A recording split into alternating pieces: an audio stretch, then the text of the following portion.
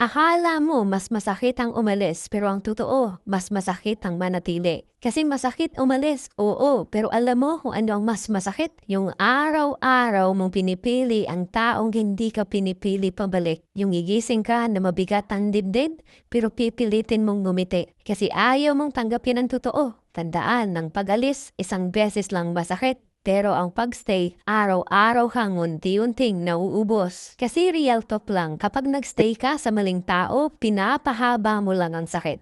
Hindi dahil umaasa ka, kundi dahil minsan takot kang mag-isa. Pero habang tumatagal, lalo mong nakukumbinsi ang sarili mo na okay lang masaktan. At ito pa ang katotohanan. Ang pag-alis may katapusan. Ang pagstay sa maling tao, wala. Paulit-ulit na disappointment, paulit-ulit na pangako, paulit-ulit na luha, hanggang sa hindi mo na namamalayan, hindi na ikaw ang dating ikaw. At ito pa, hindi ka nasasaktan dahil mahal mo siya.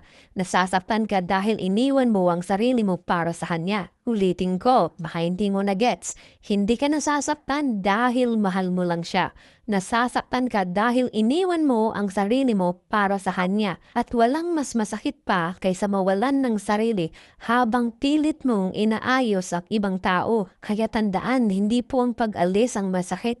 Ang masakit ay tanggapin na matagal mo nang alam ang sagot pero pinili mong baliwalain. Mas masakit kasi ang magstay dahil araw-araw mong pinapatay ang parte ng sarili mong gustong mabuhay. Kaya hindi ka mahina ha dahil nahihirapan kang umalis.